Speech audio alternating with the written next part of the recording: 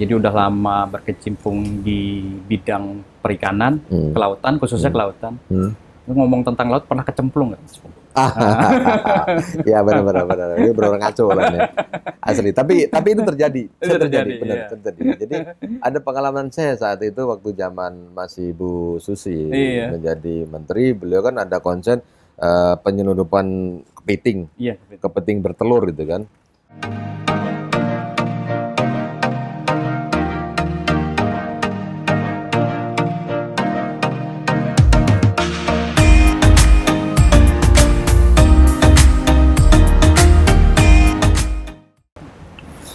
Assalamualaikum warahmatullahi wabarakatuh. Selamat, halo viewer. Hari ini saya akan ngobrol santai dengan salah seorang pria yang keren, ganteng, dan lebih banyak berkecimpung di bidang kelautan dan perikanan, yaitu Dr. Pung Nugroho Saksono API MM, Direktur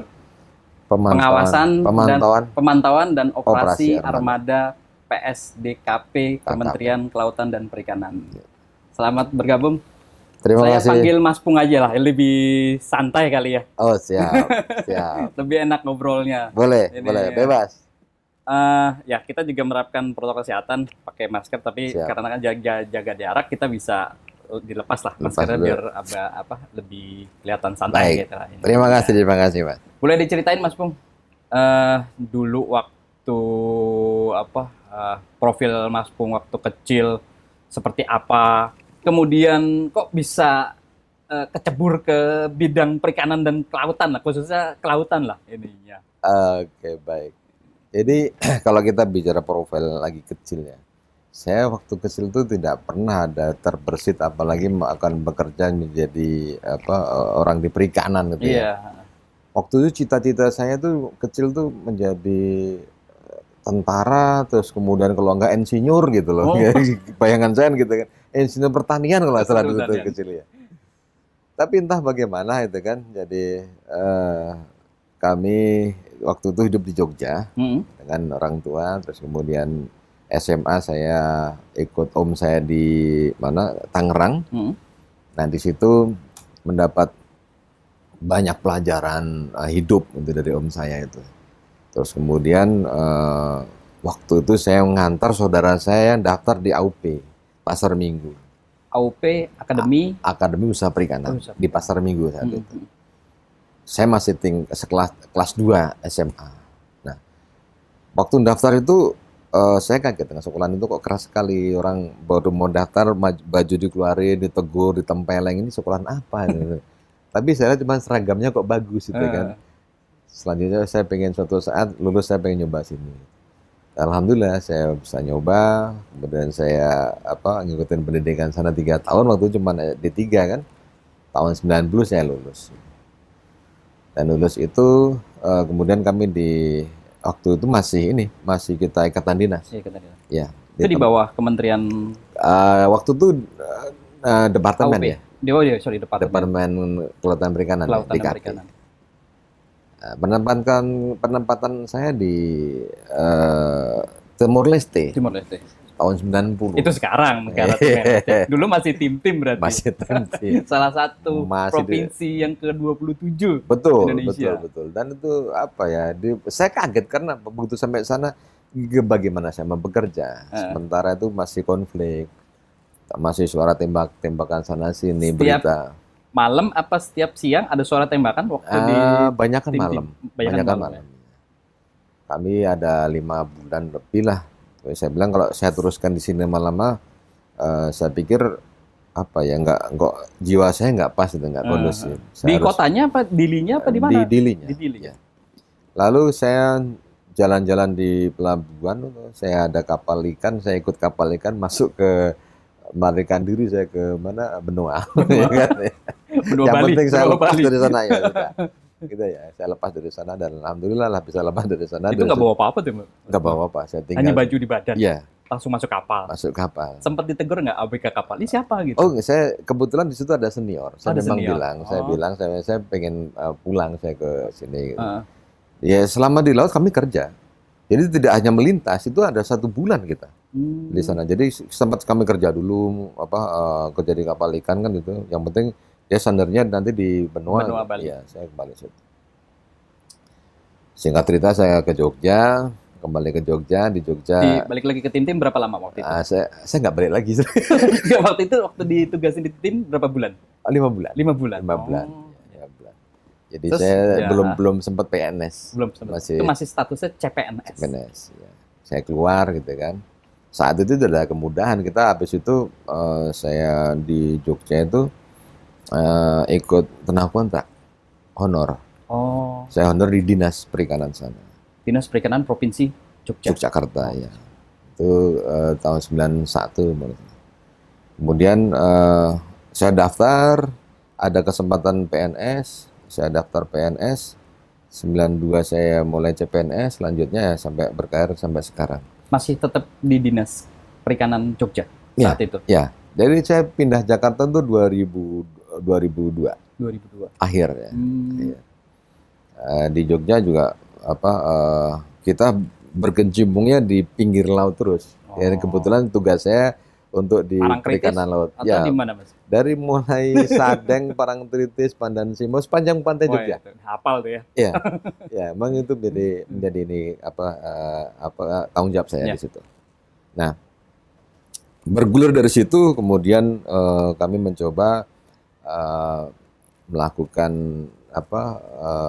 hijrah ke Jakarta di tahun 2002, ya kan. Nah, disinilah karena waktu itu ada pengumuman bahwa pegawai pusat 08 NIP 08 bisa pindah ke DKP gitu. Nah, kami pindah lah gitu. Nah, sini DKP itu masih departemen ya, Departemen Kelautan dan Perikanan. Ya. Kami pindah, begitu kita pindah mulai berkarir saya di PSDKP. Sampai sekarang, artinya di sini yang kami pesan singkatnya itu berkarir itu saya dari tenaga kontrak. Benar, dari titik nol. Dari titik nol. Nah, kontrak sampai sekarang menjadi direktur, artinya sebenarnya teman-teman tenaga kontrak yang ada sekarang ini maupun para pegawai yang masih golongan rendah jangan putus asa. Ya. Buktinya ya insya Allah seperti saya pun bisa dijalani. Perjuangan masih panjang. Perjuangan masih panjang, gitu aja, Mas.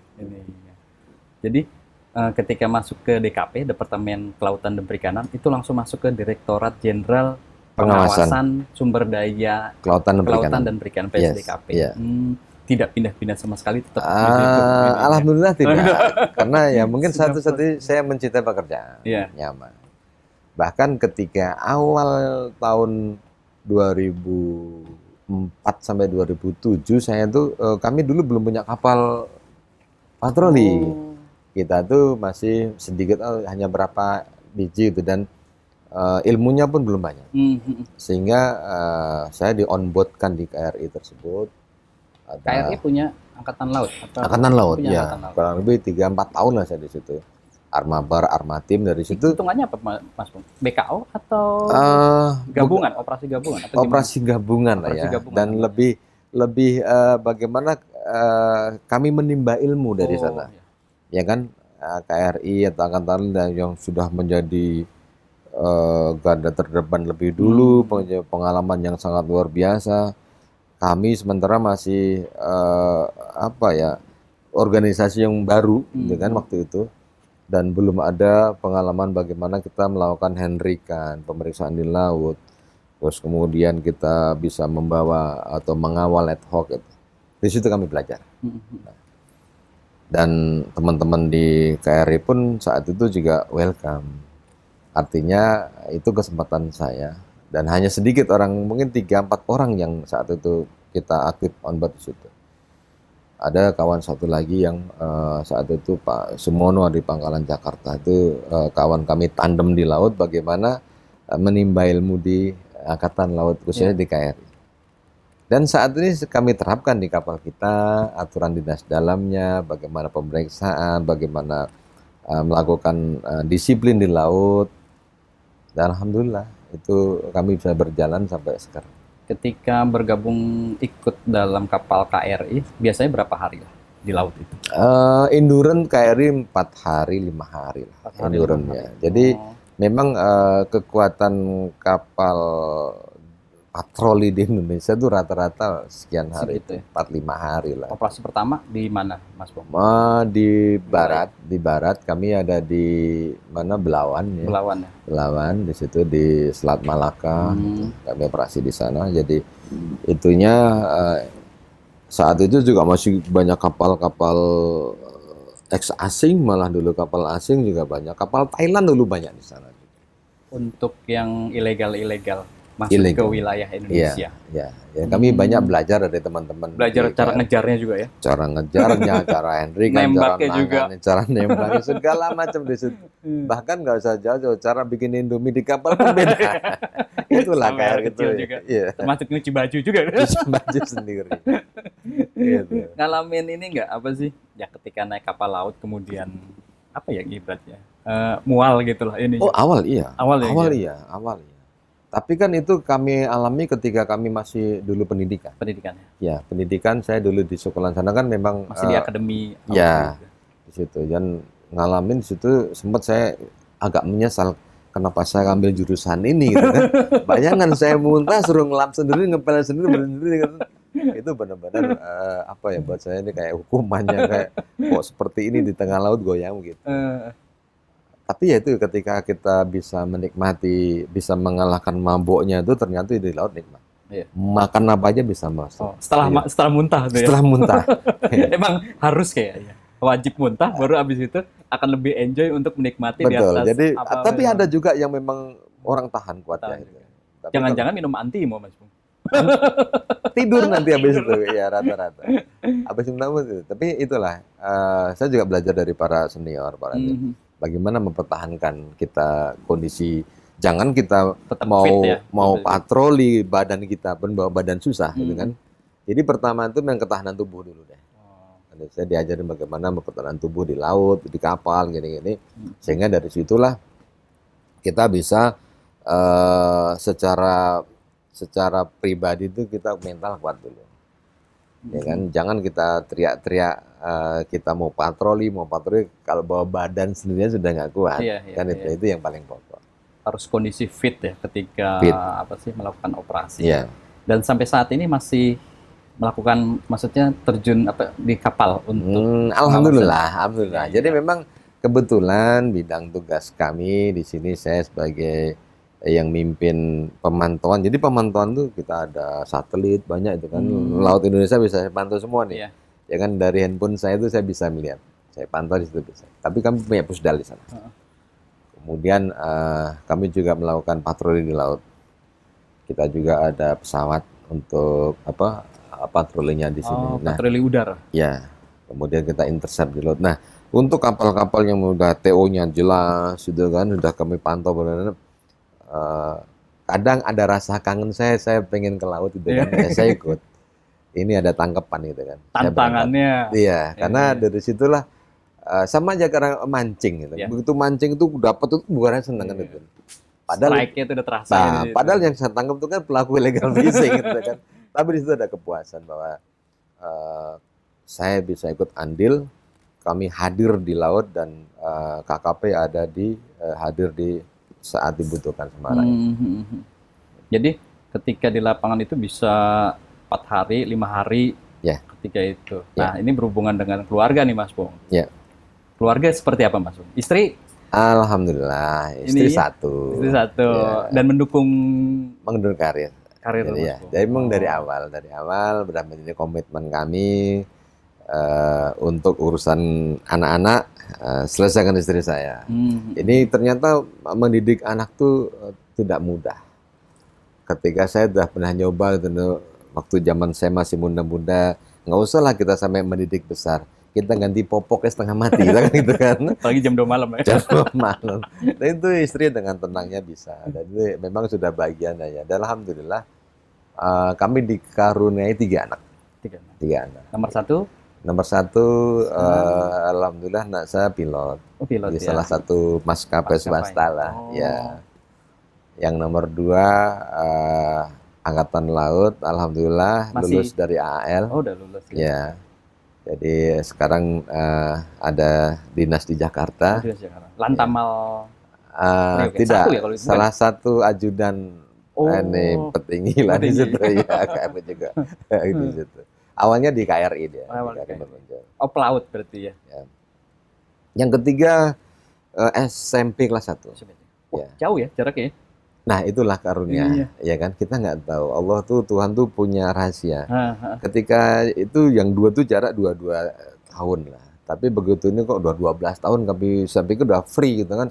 Ternyata masih diberi karunia. Dan hikmahnya sekarang, ketika anak saya itu udah terbang kemana, yang di laut udah kemana, di rumah masih ada yang jagain istri saya. Nah, itu kan yang pokok gitu loh Mas, ya kan? Jangan sampai istri nggak ada yang jagain, karena saya sendiri juga di laut. Saya sendiri juga sering dinas luar gitu kan. Karena sudah menjadi komitmen kami bahwa saya bekerja akan totalitas. Totalitas tanpa batas untuk negara ini, artinya pada saat negara butuh dan ada di laut ada berita illegal fishing terpantau di kami, saya tidak kenal waktu. Insya Allah handphone saya itu 24 jam kecuali di pesawat itu hidup. Karena kapal kami di laut juga sedang patroli. Mereka butuh keputusan ketika memeriksa kapal dan saya selaku pimpinan di sini bagaimana bisa memberi keputusan di lapangan. Jangan sampai berlama-lama. Ngapung di laut itu mual, Mas. Mual. Iya, kalau lama-lama ini nunggu Pak Direktur nggak bangun-bangun kan stres nanti dia kan. Makanya saya kasih telepon aja itu. Ini sampai komitmen. Jangan sampai mabuk laut ya. Jangan sampai mabuk laut. Apalagi kalau dengan kapal asing ya. Kapal asing ini kan mereka ininya sangat keberanian kapal mereka juga luar biasa. Mereka lakukan perlawanan. Kalau kita tidak cepat mengambil keputusan, itu juga fatal anak buah saya sendiri. Bagaimana menangkap 6 kapal, saya harus bisa memastikan anak buah saya selamat, kapal bisa terbawa, mereka pelaku ilegal tersebut bisa kami amankan. Sampai di darat itu kan tidak mudah, dan itu sampai kadang 2-3 hari. Dinampilkan di lapangan kadang-kadang berubahnya bisa 180 derajat ya. Pasti. Karena itu tadi, ada gelombang, ada angin, ada laut, belum lagi nanti perlawanan dari mereka itu kan. Dan saya komitmen dalam hal ini, kalau sudah menjumpai hal itu kadang ya saya udah dengan istri, dengan keluarga udah ada keputusan selesaikan dulu pekerjaan. Bahkan pernah ada kejadian tuh ketika saya jalan dengan keluarga nih, dengan istri, dengan anak, dengan di mobil gitu, lagi di tol, ditelepon pimpinan saya kan, Pak Ipung di mana ini, tolong merapat ya, ini padahal hari Sabtu Minggu ya kan, weekend lah. Iya, ini ada kerjaan gini, oh siap, itu anak istri saya suruh pulang naik taksi Pak. Turun, saya minggir naik taksi, saya akan menyelesaikan pekerjaan saya. Artinya komitmen saya untuk pekerjaan ini benar-benar ya saya cinta pekerjaan. Nomor satu lah, pengabdian untuk negara ini. Insya Allah. Saya lihat keluarga ini sebenarnya Mas Pung sudah lengkap sekali. 3 matra. Anak pertama pilot udara, anak kedua angkatan laut. Yang ketiga masih sekolah. Keluarga juga udah lengkap lah ininya. Nah, ya itulah kita. Anugerah yang diberikan ya Mas Pung ya. Jadinya. Alhamdulillah. Sekarang beranjak ke pendidikan lah Mas Pung. Kan dulu SMA-nya di Jogja ya. Sampai SMP di Jogja, SMA di Tangerang. SMP di Tangerang. Yeah. SD Jogja juga. SD Jogja. Karena ibu keluarga di Jogja. Iya di Jogja. Asli Jogja berarti. Ibu saya dari Tangerang. Ibu Tangerang. Ya. Oh, Bapak Jogja. Jogja. Asli. Jadi ketika SMA di Jogja. Di Tangerang. Tangerang ya. Kemudian masuk AUP itu ya. Iya, masuk AUP. Ini Akademi Usaha Perikanan. Iya. Jenjang S1-nya, Mas Pung? Di situ ada D4. Oh, ada D4. Di AUP itu ada D4? Ada D4, ya. Saya melanjutkan D4, setelah D4, berapa tahun kemudian. Itu ketika yang di Timor Leste, yang di tim-tim itu sudah selesai D4 apa masih? Belum ya? Belum, masih D3. Oh, berarti waktu balik itu baru meneruskan lagi ke D4? Iya, balik setelah saya PNS. Oh, setelah PNS. Ya, karena kan ada jenjang pendidikan di karir gitu kan. Saya masuk situ. Cukup 1 tahun aja? 1 tahun aja. ininya D4 hitungannya S1 lah ininya. S1. Terus S2-nya? S2 di sini STIE Ebija Jakarta. Dia Jakarta juga Ya, ininya. di situ. Ngambil kan Dr. Pung Nugroho Saksono. Ya. API MM. API itu apa Mas Pung? Ahli perikanan. Oh, ahli perikanan. Itu D4-nya itu. Oh, di D4-nya. Oh. Kalau ya MM Magister Manajemen. Berarti S2-nya Magister Manajemen. Yeah. Oh, iya. Sekarang S3-nya nih lebih menarik, berat kayaknya. Doktornya nih. Itu seperti apa Mas? Itu buat saya gini, S3 itu apa ya? Sebetulnya saat itu tuh saat saya ditugaskan di Manado, di Bitung. Saya cuman begini, saya di sini ditugaskan di Bitung, saya harus pulang bawa oleh-oleh. Ya kan? Oleh-oleh apa itu kan? Kalau materi jelas enggak lah. Oleh-oleh yang jelas itu yang bisa saya sandang terus adalah gelar pendidikan gitu. Satu, itu aja tujuan saya. Bagaimana saya harus sekolah di sana sambil menunggu waktu, kan banyak waktu luang gitu kan. Saya ngajukan izin belajar dan disetujui. Kami ke atasan izin. Yes. Nah, setelah itu kita kuliah, biasalah ada kuliah sore, kadang ada siang. Nah, ketika saya udah teori habis, ya kan, tinggal penulisan. Saat itu saya ngambil berapa judul lah. Saya dipindah ke Jakarta, Pak. Oh. Gitu, saya pindah ke Jakarta. Saya sempat. Itu udah semester berapa? Udah habis, udah tinggal penulisan aja saya. Tinggal disertasi. Saya bilang begitu. Aduh, saya udah putus asa juga. Sayang juga saya nggak bisa selesai. Saya izin kepimpinan. Boleh nggak saya tambah setahun aja saya selesaikan? Nggak bisa. Harus pindah, ya sudah. Nah, SK-nya udah SK Menteri. Yes. Nah, di situ saya mencoba memaintain itu dengan cara saya tetap membayar SPP. Ya kan? Saya bayar SPP aja. Per semester? Per semester. Saya nggak ada cita-cita mau lulus sudah. Saya bilang, hitung-hitung saya sedekah pendidikan. Udah putus asa lah. Iya udah, gimana lagi? Mau bagaimana? Nggak mungkin saya dari Jakarta, saya kuliah di sana, terus kemudian nanti izin, biaya berapa? Ya kan, biaya berapa? Terus kemudian nanti harus izin pimpinan bolak-balik. Dan tidak ada model perkuliahan jarak jauh juga ya? Ya, kayaknya udah hal yang mustahil lah. Ya.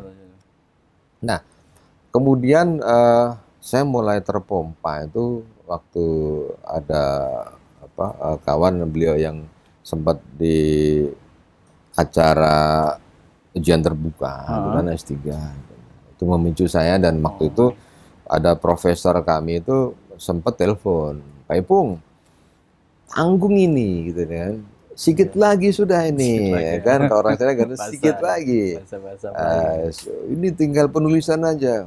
Oh ya Prof, ya sudah, ketemu begitu. Ternyata susah juga kan. Saya harus ke lapangan lagi, harus juga nanti penelitian lagi, setengah mati juga saya. Tapi udahlah, terus saya di support sama istri saya, Pak, karena S3 ini di keluarga saya sendiri juga jarang. Kan? Nggak ada lah. Itu menjadi contoh lah, kata istri saya gitu. Saya semangat. Minimal saya menjadi contoh anak saya.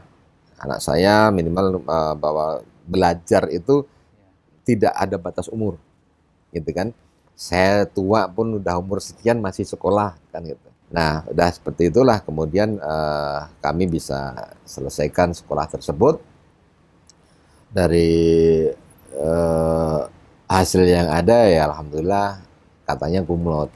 Tapi ya menurut saya biasa aja, karena satu sisi ada ketertinggalan waktu sebenarnya itu kan. Tapi memang materi yang saya sampaikan di situ materi yang pekerjaan hari-hari, dan itu sangat ada korelasinya dengan pekerjaan, juga dengan kebijakan pemerintah. Gitu.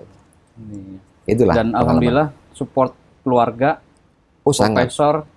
Bisa selesai. Sangat. Memang itu buat saya sekolah itu benar-benar hal yang tidak saya duga sebetulnya bisa menyelesaikan S3. Tapi tadi cuma iseng aja, ternyata setelah bisa. Dan itu menjadi motivasi anak saya, bahkan ke murid-murid, staf-staf saya. Sekarang staf saya yang di Bitung ini banyak yang ngambil S3. Ya minimal mereka bisa supporting bahwa minimal bisa jadi kayak Pak Dir lah gitu kan. Nah itu sudah luar biasa. Gitu. Salah satunya seperti itu Mas Bung. Pada saat sidang jurinya salah satunya Ada Pak Ngabalin, ya. Pak Ngabalin. Dan kita tahu sendiri lah Pak Ngabalin kalau lagi TV pangpung ngetes kan gitu kan. Saya bilang memang penawaran dari sana Pak bisa Bapak ajukan siapapun gitu kan. Tapi saya bilang kalau yang biasa-biasa kayaknya nggak menarik itu kan. Saya lihat nih Pak Ngabalin kok di TV kok serem itu kan. Cobalah ngetes saya itu kan. Oh saya sudah punya bekal ini ilmunya kan ilmu kerjaan saya gitu. Ternyata benar sama kayak di TV, nyecer tuh kayak nyecer, kayak kita menjadi tersangka atau apa kan, tajam gitu. Ya. Tapi tentang apa Mas Bung ininya? Kami waktu itu bikin analisa kebijakan cantrang. Ya. Itu menarik karena memang saat itu kan menjadi apa ya, abu-abu. Iya, sempat menjadi polemik di para nelayan lah. Ya, jadi itulah saya mencoba menulis itu sehingga itu bisa dijadikan suatu kebijakan. Dari segi soseknya maupun dari segi alat tangkap dan segala macamnya itu menjadi pertimbangan. Jadi udah lama berkecimpung di bidang perikanan, kelautan, khususnya kelautan. Ngomong tentang laut pernah kecemplung nggak? Ya benar. Ini benar ngaco lah ya. Asli. Tapi itu terjadi. Terjadi. Jadi ada pengalaman saya saat itu waktu zaman masih Bu Susi menjadi menteri, beliau kan ada konsen penyelundupan kepiting, kepiting bertelur gitu kan. Oh itu benar-benar kepiting bertelur itu hampir membawa jiwa saya di situ lobster kan. Gitu ya, bibit lobster. Bukan kepiting ya. Jadi itu informasi waktu itu Bu Susi telepon saya langsung terbang ke Tarakan. Di Tarakan sudah kita siapkan kapal, kita kejar sampai di perbatasan Sebatik. Di Sebatik mereka sudah ditunggu sama polisi di Raja Malaysia, gitu kan. Mereka udah balik sana, tapi kapal bisa kami rebut, misalnya orang pada nyemplung. Nah, sepulang dari situ kami saking semangatnya, gitu kan. Jam 2 malam gelap-gelap, kapal nggak ada lampu, kami terjang terus. Kencang dengan speedboat, tahu-tahu nancep berhenti, set, gitu kan. Berhenti, sek gitu kayak nancep gitu kan. Itu ini apa? Di tengah laut ya? Tengah laut, malam gelap gitu kan. Kami lihat ini loh, ini apa nih? Pasir, dicocok-cocok pasir. Pak ini nggak bisa, harus dorong. Oh iya kita lepas semua lah, celana dalam semua kan. Dan waktu itu tingginya seberapa Mas Bung? Semata kaki. Mata kaki. Padahal di tengah laut. Di tengah laut, ya. Ada jadi, pasir gosong, namanya pasir gosong ya. Ya. Dari situ kalau istilah kita sering guyonan dorong kapal, tapi terjadi dorong kapal beneran. Kami turun dorong kapal itu sampai itu bisa lepas buka celana, hanya pakai celana dalam gitu kan. Itu benar-benar apa ya? Berapa orang waktu itu yang dorong? Malam-malam jam 2 itu? Jam 2, 4 orang. 4 orang ya? Iya. Termasuk yang kapal sitaannya juga ya, kapal sitaan kan ada di belakang, dia agak jauh kan di bawah sama anggota kami, nggak terlalu ini. Karena kamu memburu waktu supaya cepat sampai di Tarakan, ternyata malah nancep situ. Ada videonya waktu itu juga. Saya kalau nonton itu jadi geli sendiri. Kenangan indah. Itulah. Tapi kondisi kapal nggak apa-apa kan begitu kena pasir? Nggak apa-apa karena pasir. Kecepatan berapa waktu itu? Lumayan cepat nggak? Oh cepat, ada mungkin 25 knot. 25 knot? Ya, karena pasir ya, langsung nancep. Cepat keplanting nggak badan? Ya di dalam tumpah-tumpah kita. Tumpah-tumpah kita. Bagaimana kalau mobil langsung berhenti set itu kan pasti berantakan di dalamnya. Tadi ada apa? Saya pikir tuh nabrak karang tuh apa? Enggak, air semua masih banyak itu kan. Iya. Tapi kok kapal kok gini? Oh ternyata nancep di itu. Dan itu pengalaman yang saya baru buktikan ternyata yang gosong tadi itu nyata adanya dan saya merasakan. Gitu ya. Ya itu dinamika laut lah yang ada yang saat inilah ini. Betul, di tengah laut tiba-tiba ada pasir. Yes. Ya mungkin tuh kejadian-kejadian muncul pulau-pulau baru itu kali ya. Iya bisa ada jadi. Pulau bisa baru jadi. muncul tiba-tiba muncul. Ternyata itu tumpukan pasir yang di dasar. Ya, itu kan dari arus itu kan, dari arus kemudian mereka bisa membuat daratan di situ gitu. Itu yang terjadi dan kita sebetulnya kalau pakai kapal besar ada peta itu. Ya kan ada peta, ada radarnya digosong nih. Nah, ini kan saya bawa speedboat. Sekecil gitulah barang itu kan. Ini ya? Iya, bagaimana nggak ada alat yang navigasi yang ini ya. Tahu-tahu yang nancep gitu aja. Tiba-tiba, tapi itulah tugas. Ya, banyak lagi cerita-cerita yang sebetulnya tuh true history, cuman yang jelas eh, nggak akan bisa kita selesaikan satu malam ini kalau gitu.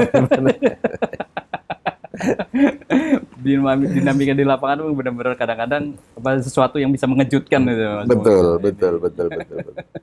ini ada ya pertanyaan terakhir, Mas Bung. Ya. Ini kan Mas Bung sudah ibaratnya makan asam garam lah di dunia kelautan lah itunya. Ya bisa lah disebut dengan ipung manusia ikan. Aduh, enggak lah. Nanti digoreng saya. Tapi ngomong-ngomong udah berapa tahun lah berkecimpung di kelautan itu, Mas Bung, selama hidup? Maksudnya emang sudah dari awal cinta bahari dan suka surfing apa gimana, Mas Bung?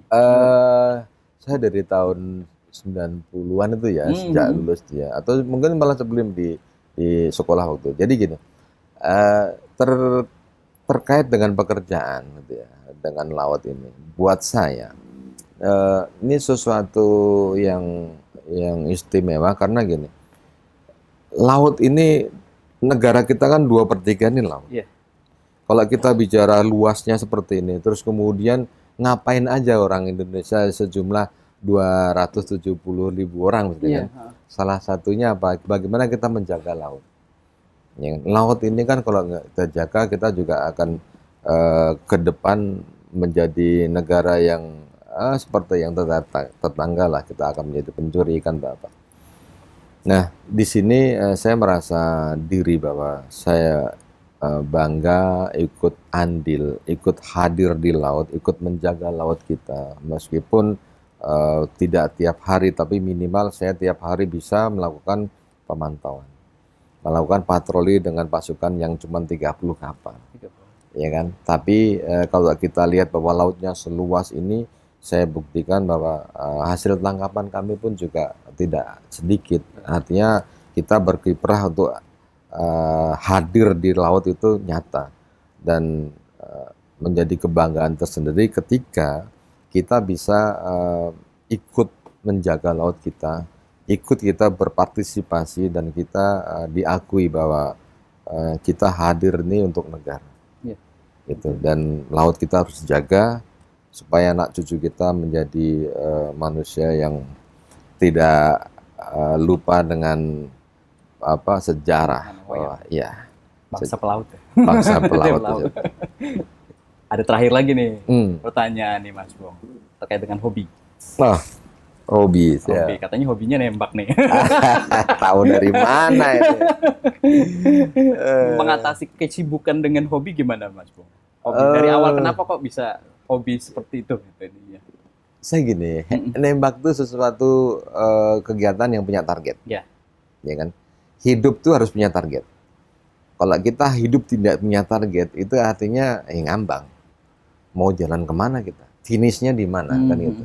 Nah, saya gambarkan bahwa target dalam menembak itulah saya harus bisa tepat sasaran.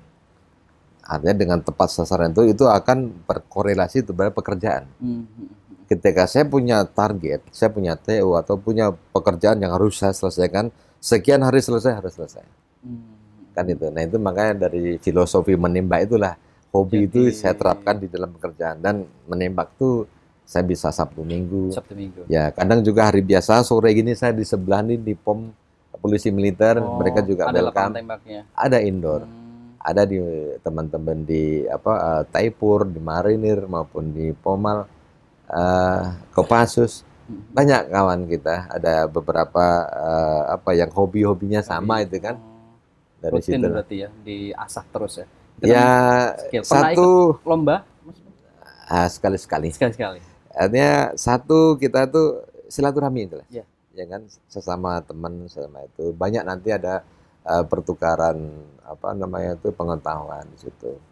Terus kemudian kita juga bisa saling mengenal dari instansi mana atau dari satuan mana gitu. Dan di lapangan juga kami terapkan ke anak buah bagaimana kita memperlakukan senjata itu.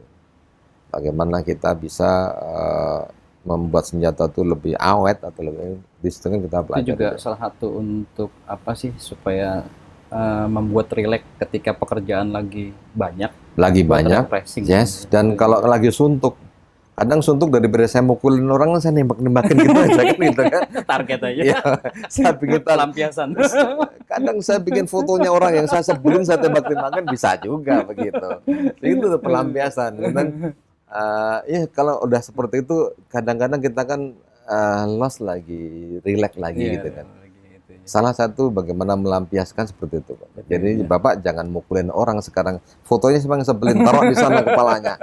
Dadar, itu udah puas terus. Buat Sampai hancur-hancur udah gitu plong. kan. Buat refreshing. Buat Kadang-kadang orang refreshing. melakukan refreshing kan Ya, beda-beda. ya lucu-lucuan saja, Lucu-lucuan. kita lucu-lucuan. Tapi disitulah kita menjadi apa ya, percaya diri aja. Iya, Pak. iya. Itu aja sih.